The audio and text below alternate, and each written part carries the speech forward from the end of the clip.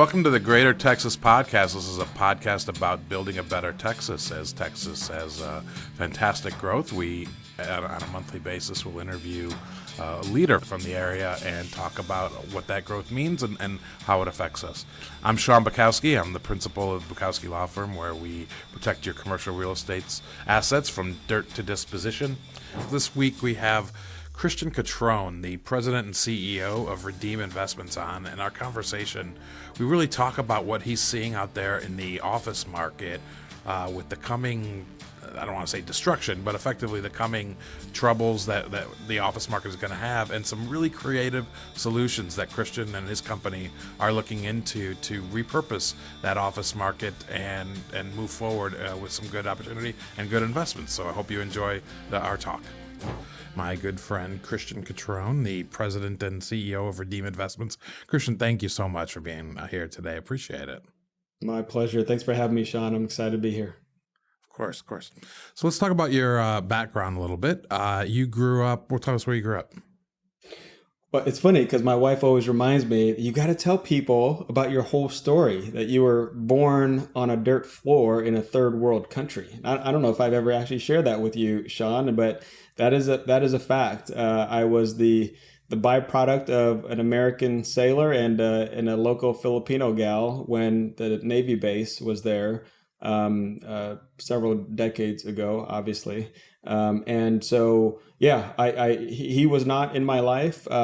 He did not want to be part of my life at that point. He didn't know who I was. And interestingly, when you fast forward almost 40 years, I met him for the first time at the age of 37. But we'll save that for later, perhaps. But yes, I grew up in the Philippines until the age of 6, at which point, because my mother had married another American sailor who brought us to the United States, we first actually lived in Flint, Michigan, and then ultimately ended up landing in San Diego, California, where I grew up and Flint, went to high San Diego. school. You know. I mean, I'm from Michigan. I can make those jokes. So a little right. Slightly different, right? That's right. So I had my first taste of snow. I couldn't figure out why is it cold, and what's this white stuff, these flakes falling from the sky? I never owned a jacket until then. And in fact, here's something else I don't usually tell people or don't have the chance to. I actually got in a fight my first day of school because I didn't understand English at all, and I didn't know if this kid was trying to steal my jacket, and I knew it was going to be cold walking home. So, I got in a fight there, but ultimately learned English watching cartoons, Fat Albert and Hey.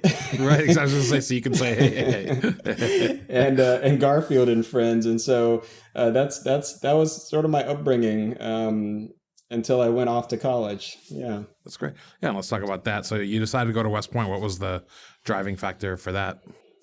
It was funny because I think even as an 18-year-old, I had the foresight to know that I didn't want to be in debt, and student debt was not like a good thing. And so when they told me that I could get a great education, that it was free, I got to play Division I football because I played football in high school and was recruited by them, that I had a guaranteed job when I got done, and they would pay me while I was there. I said, sign me up. That sounds like an amazing deal. And not to mention the fact that, I obviously, being an immigrant, first generation immigrant, had the opportunity to serve this great country that I wouldn't be here if not for that. And so I wanted to give back in some way. Gotcha. And did you love your time there? I missed the camaraderie amongst the soldiers and the teams that we were part of, or that I was a part of. I don't think anybody really misses like the preparation for going after the bad guys and things like that, or preparing for war. In fact, that you'll probably read many testimonials from veterans. It's like the soldier is the last one that wants to go to war, but right. They will execute faithfully should they need to. So yeah. How many years did you spend in after college? Well, that's sort of the prelude to how it is that I ended up spending the next 20 years of my life after the military, because of football and because of all the fun but high risk, dangerous stuff you get to do training as a soldier. I got injured a lot. And so I'm actually just under 4 months post-op now from a back surgery I sustained playing football all those many years ago. And I've had my left shoulder and my right shoulder done, and I've had 3 left knee surgeries. So Oh, wow. I'm just walking, talking bionic man. But it was ultimately that experience that led to me being medically discharged just 2 years into service after graduation. And then that's what then caused me to sort of pivot into healthcare, where I spent the next 20 years because I felt like, man, without having to go to nursing school or medical school, I want to be able to give back and help people, because I know what it's like to be in that hospital bed and to have to undergo surgeries and treatment and all these different things. And so I actually spent the next almost 20 years of my life doing healthcare until I made the transition from healthcare to wealth care. Gotcha. Is what I tell people. So. And what aspects of healthcare did you work in when you were doing that? I started off in pharmaceutical sales, and then did that for almost about 7 years or so. Moved into sales training, sales management, and then ultimately I quit what was a really good job as a sales manager for a pharmaceutical company to pursue my MBA, because I had been awarded a full ride scholarship to the University of Texas here at McCombs School of Business. And so I took a hiatus from the corporate world and went and pursued my MBA there. Is that what brought you to Texas? Was that, or were you in Texas before that? No, because I was actually stationed at formerly Fort Hood, now Fort Cavazos. I was stationed there. And so while we were there, my wife and I would come down to Austin every weekend, either for church or shopping or something, and just really enjoyed the town. After I got out of the military, we moved back to California, as close to where we could afford to live. Stayed there for 3.5 years, had our first baby, and then realized that the plan that we had for her to stay home for a couple of years, man, that's not going to work in California. You can't really live in California off one income, even back in 2004, 2005. So we ultimately ended up moving back to Austin in 2006, and we've been here since. Gotcha. All right, so let's transition and talk a little bit about what you're doing now. So how did you end up then transitioning from healthcare into real estate? Yeah, so I think the tagline I'm using is healthcare to wealth care. Right. And I really have, and to this day, I still have a passion for healthcare in terms of being able to help people. I mean, there's nothing like being in pain that just is so depressing and anxiety provoking. And really, that's ultimately what led me to get my most recent surgery here. And all the pain is gone, thank God. But that's great. Yeah, so what I wanted to do is realizing how much influence wealth creation, and not even wealth creation in some cases, but really just having monetary means impacts people's lives, including their health and well-being.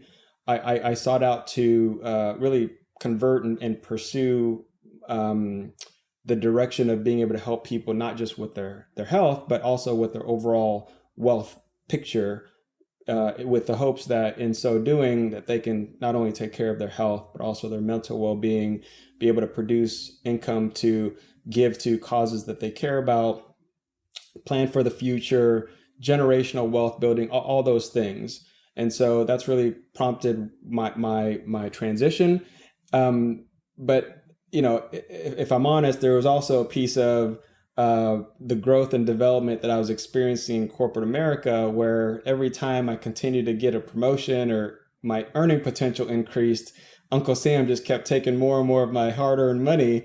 And so after all the research and things that I had done, it led me back to real estate as one of the best methods of being able to mitigate your tax liability. And so that's really what prompted me to pursue it full time a couple of years back. In addition to what I shared earlier about, the reasons for transitioning from healthcare to wealth care. Gotcha. And I think from what I read, you got your first, or what we talked about before, you got your start kind of in single family housing and then moved into multifamily. Is that right? Yeah, that's right. So my wife and I started in October of 2017 doing residential fix and flips, wholesaling, private money lending, as most folks do in the real estate game. But I fell in love with commercial from the very beginning, knowing that I wanted to transition to doing that full time. just the allure of being able to force appreciation as opposed to in the residential world being subject to what's going on in your neighborhood as the means of how your property might be valued. Understanding and learning that two commercial properties side by side may not be worth the same amount simply because one of them could be far exceeding the other in terms of how much net operating income it's producing. That was fascinating to me. So that's part of the reason why we started pursuing commercial real estate. That's what we try to tell the appraisal districts every year, but they don't seem to listen too clearly. Right? Yeah, exactly. And so we're going to dig into this a little bit more, but like right now, you guys are kind of focusing on some office work also, right? Is that right? Yeah, no, that's right. And so it's interesting because we got our start. I mean, our very first commercial real estate deal was a 32 unit apartment complex. It was a Class C value add multifamily in Webster, Texas. And we had a couple of other ones since then that have all gone full cycle at this point. Some were fantastic and others were not good. And I think I tell people, in fact, I was just telling someone a minute ago how I still have PTSD from some of the experience that we had doing Class C value add multifamily. I think there's some people who are doing it really well and just fantastic. There are others right now who are hemorrhaging cash and really just depending on the asset class and how your loan was structured and whether you have a variable rate note is dictating how life is right now for you as an operator. What we saw were really three demographic trends that caused us to pivot to doing what we're doing now, which is pursuing office buildings, not for the purpose of running them as traditional office, because we know that, some may argue, but my opinion is that traditional office is dead. And unless you have some sort of creative solution on how those spaces can be used, you may find yourself, unless you are an owner of an office building and have had it for decades and you now have it free and clear, very likely and sadly, you may be counted amongst the significant amount of loans that are coming due that would need to be refinanced or paid, when those balloons payments come due, and the value of the property may not be worth what it once was. So that's the opportunity that we're pursuing. There's a lot of underutilized and vacant office buildings that are well located that could be turned into something else. I know this has been talked about a lot, but let's talk about sort of the trends you said. You said traditional office is dead, and what do you think has contributed to that, and why do you think it's dead going forward? Yeah. So the main one is because of COVID. So we're feeling the ramifications of COVID even now and probably long into the future. Gone are the days when companies used to lease 10, 20, 30,000 square feet of space for 10, 20 years or so.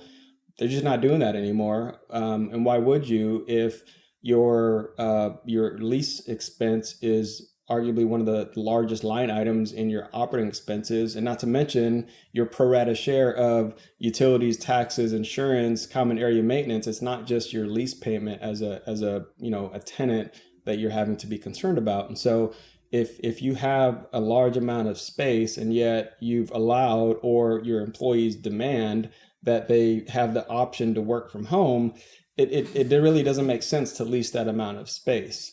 Right. And so, in fact, I did a presentation recently where I outlined some of the data around the what they're calling it, the hybrid work revolution. Right. Many companies now are using the ability to work from home as both a recruitment and a retention tool.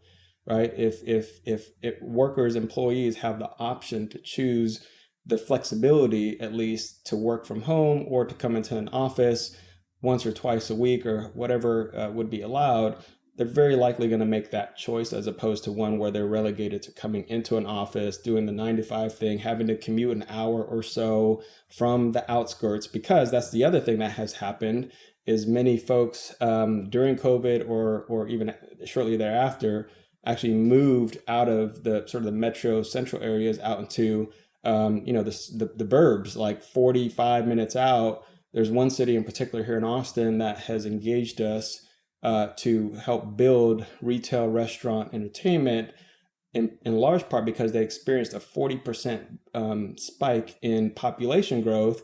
And yet those residents are still having to travel 20, 30 minutes to receive and participate and enjoy the amenities that are available in other cities, but not their own. And so they measure and track with some very good specificity and intensity sales tax leakage, right? And so that's something that we've become aware of. So really, largely, COVID is one of the major trends that we're tracking. Secondly, the silver tsunami. I think everybody's sort of aware of that, but just to summarize it, over 50% of the U.S. population is over the age of 65. Okay, and obviously that continues to grow more and more, and that's where 75 to 80% of healthcare spend occurs. All right. What that means is that population needs to and will continue to grow in terms of the healthcare needs that it has. This is where my passion for healthcare sort of comes full circle. And that's why we launched an investment fund focused on adaptive reuse and medical office realty because of the needs that we know are occurring in that space. And so there's a term in business school that I learned called customer lifetime value. And I first learned it when I was studying, or we did a case study on casinos, right? And why it is that casinos and people who come to casinos are given their rooms are comped because the house always wins, right? And they know that people will spend money if they come, they'll spend money. Interestingly, I'm sort of looking at it from a different perspective here with healthcare, in that depending on the disease state or the condition of an individual will dictate how much usage of the healthcare system will be required. When I worked in healthcare, in addition to being a pharmaceutical sales rep, coming to business school, after that, I ended up working for 3 different dialysis companies on the provider side of healthcare. And it was just fascinating to me to see people who, if they missed a treatment and they're required to come in 3 times a week in order to continue living, if they missed a treatment, they end up hospitalized, right? And so from a customer lifetime value perspective, it's like, man, this is repeat business 3 times a week. For as long as the patient should remain living, and hopefully we can help them live longer by virtue of the care that's being provided. And yet, from sort of an altruistic standpoint, like they cannot survive without this. You see a patient before and after treatment, it's night and day.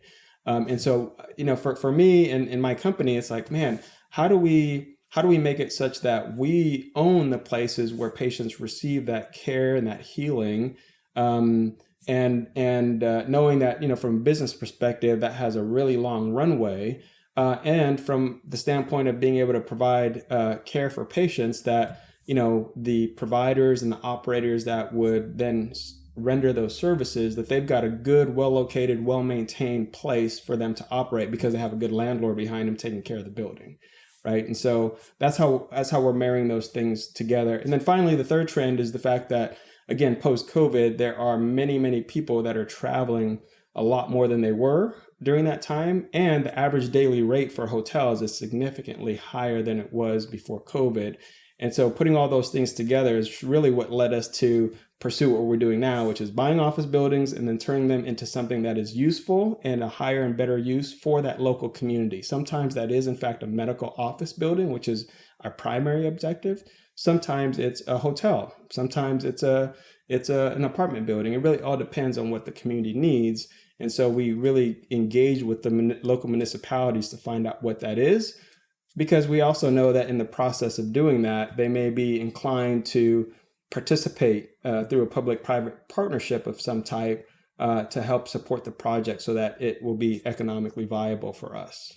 So when you're looking at these opportunities and the opportunities that will be out there, are you seeing them more in the big cities, in the urban centers, in the suburban areas, in smaller cities, or where do you see these opportunities coming around? There's only one of the 8 to 10 deals that are in our pipeline that is in a metro area in a city. All of the other ones are in the secondary or tertiary markets throughout Texas, within the Texas Triangle, right? But certainly not downtown Austin, and not downtown, San Antonio. The one I'm referencing is a historic building in near downtown Dallas, but within its city limits and not sort of a suburb of Dallas. It's right smack in the middle. Um, and so what we have found is that secondary and tertiary markets, the economic development corporations and the city managers and things like that, they have a greater propensity to want to help financially support different projects that we're bringing to the table. I venture to think that if I were to approach the city of Austin about a project, that they may tell me to go take a number and stand in the planning and development department until my name gets called up years later. I don't know. We have a Meta building downtown with 500,000 square feet of empty office, so maybe they'll be more apt to listen to you. Maybe. Yeah. And so that's where you see the opportunity. Do you think, just to finish that thought up, do you think places like the urban centers in San Antonio and Dallas, those offices are going to be negatively affected in the near future, or are they going to survive and get by? I think I mean it goes back to some of the fundamentals in terms of job growth, the types of investments that the businesses that are in those local markets are making. And so, if you've got Elon Musk and Tesla investing in universities and schools and engaging with the community, like, okay, they're probably not going anywhere, right? But if you've got other companies that are further reducing their footprint, office footprint included, I don't know what the long-term viability of that looks like, because depending on the overall health of their company, may dictate whether or not they're choosing to expend a significant amount on buildings that are virtually a ghost town because most everybody works from home, right?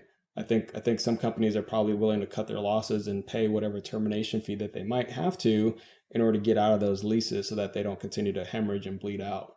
I think, like I said, that the ones that are probably in a better position are ones that own their buildings free and clear. They can ride it out. They don't necessarily have to, sell it, other than, the burden of having to incur property taxes and upkeep of the building and insurance. There's not maybe a strong desire because they have to pay back a loan. Gotcha. And I'm sure you've read about this. We're facing astronomical amounts of debt being due by the end of 2025 across the country. So I assume with rising interest rates, you're going to see more and more of these distressed office places around Texas. Oh, no doubt. There's no doubt. I mean, just me personally, what we're doing is proving out our investment thesis with this fund that we have, in part to prepare ourselves for this storm that's coming, which is I don't know what the word, as villainous as it sounds, I'm eagerly awaiting, just because if we have a really good investment thesis that we've already proven out, and what we need is a significant amount of capital in order to take down these deals to do the same thing that we just did for these first 10 properties, I think that plays very well for capital sources that are looking for operators who can produce in light of what's going on in the market. And so that's sort of I did a presentation a week or so ago, and I opened up with a quote that said, from Abraham Lincoln, who's one of my favorite presidents, that said, if you give me 6 hours to chop down a tree, I'll spend the first 4 hours sharpening the axe. And so in a lot of ways, I feel like we've been sharpening this axe, and I'm so ready to start chopping wood, man. Right. And it is, I mean, depending on which side of the equation you're on, and I know what it's like to be on that side, it can be a very daunting experience to be on the other end of that. And fortunately, we've made the right changes and adapted our business model to be able to now pursue and take advantage of some of these situations that have already occurred, and will continue to occur. And what I mean by that is, man, these office buildings, we're able to buy these at 20 to 30 cents on the dollar. One property we are under contract for, which is technically a pair of office buildings in Northwest San Antonio, we have under contract for 8.4. The appraisal came in at 11.22. That's as is. And then the as built came in at 20. Meanwhile, we were estimating our stabilized value, our as built value, to be at 16. And so it's just really fascinating. The other thing that I explained to someone recently, and they just couldn't believe it, but when you buy an office building, cap rates, let's say for an office building, Class B suburban office, might be around 9%, let's call it.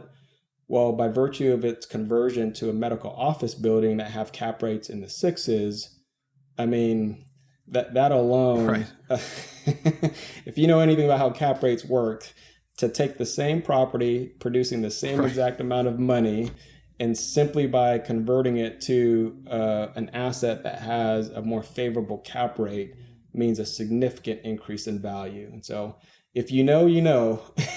Right. Exactly. But yeah, that's exactly what one of the benefits. And so there's sort of the cap rate conversion piece, the more favorable piece, but then also, okay, well, if an office building was generating X amount of money, and now by virtue of converting it to something else, it's able to generate even more NOI, there's also that upside from that conversion as well. I've talked to, in the past year, I'm sure you have, a lot of people who, see this office coming and are looking at what can be done. And a lot of them have told me that conversions are very difficult and very expensive. And so, especially on the multifamily side or whatever. And so curious how you've dealt with that. Have you found that to be the case, or is it something that you kind of have smoothed over, or where are you on that? That's exactly the case. And the first thing to say is that not every office building is suitable for a conversion to multifamily, let's say, right? Because at the end of the day, there's still building code requirements and things that need to be met. And so sometimes the physical attributes of the building and its layout doesn't lend itself to a conversion. When it does, it's some may even argue, well, wait a second, it might cost me more to do a conversion of an office building into a multifamily when you look at it from a total project cost perspective, because of the installation of MEP and all the things, right? And I wouldn't argue that. I think that is applicable in many cases, which is, again, part of the reason why engagement with the local municipalities is vitally important.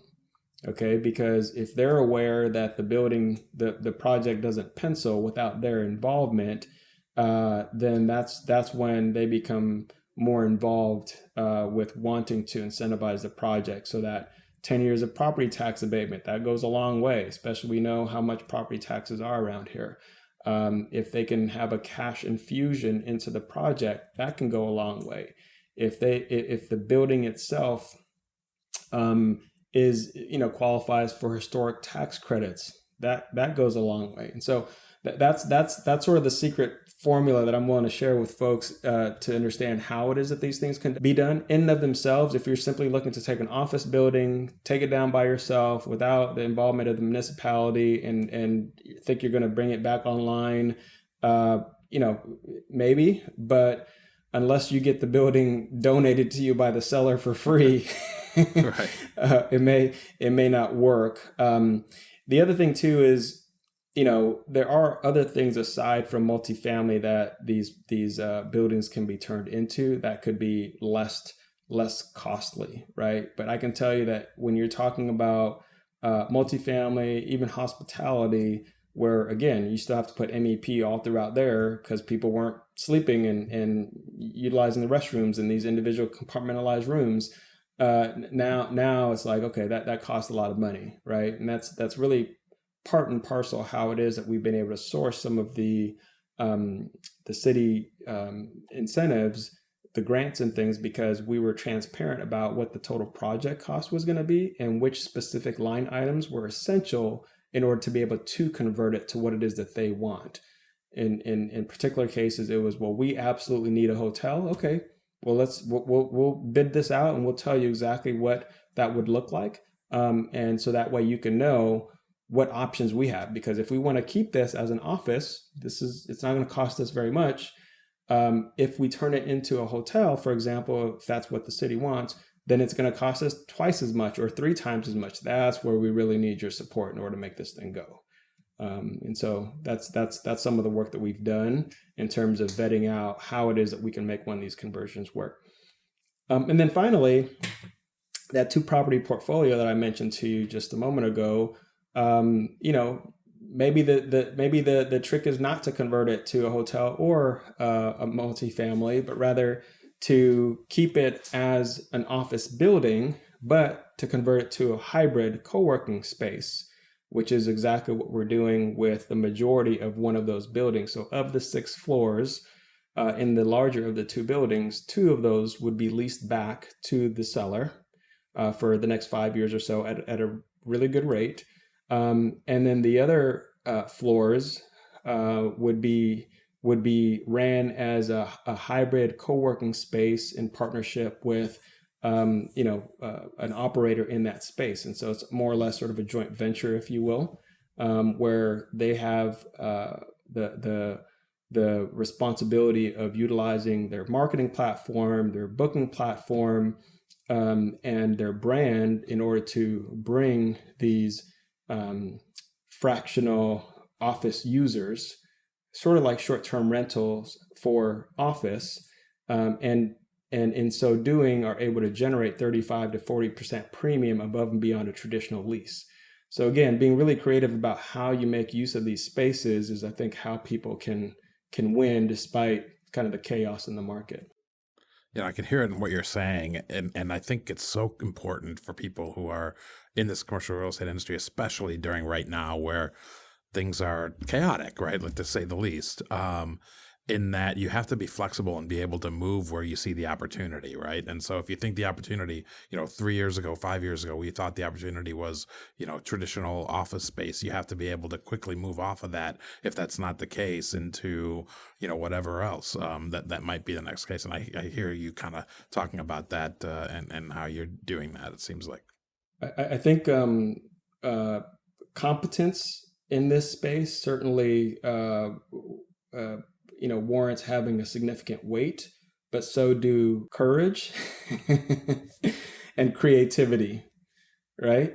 And not to sound sort of cliche, talking about 3 different C's there, but yeah, competency is certainly a big piece, but certainly having the courage to move and to pursue opportunities, and having and being creative about the way that you're doing that. I think that's all part of the formula, and fortunately for us, I think at least amongst our investors and people we run across, I think the sort of the barrier to entry of, okay, tell me about your character. So now I'm talking about the 4 C's, Sean. That fortunately we have a really good following in terms of our investors and people that we work with, knowing that, whether it's the military background or our faith-driven perspective, we like to lean on the fact that we run our business with the highest level of ethics and believe that character means a whole lot in addition to being competent. And then now, in light of what's going on, having the courage to move and being creative about how we do things. Yeah. And I'm sure you feel the same way. We're not at the end of this yet. We've had, 2 rough years, and I think there's still quite a bit more ahead of us, but that always presents opportunity in this industry. So.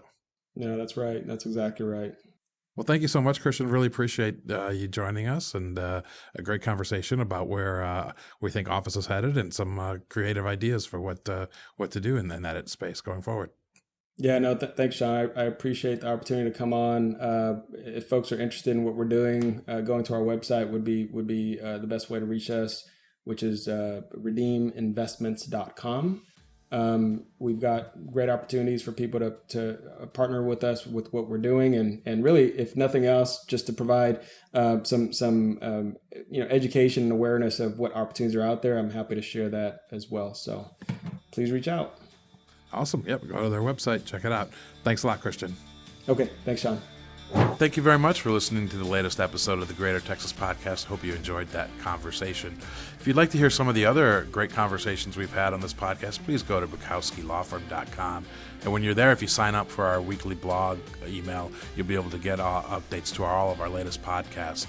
Otherwise, you can go anywhere that you watch or listen to your podcasts on a regular basis, and the Greater Texas Podcast is also uploaded there. Thank you very much.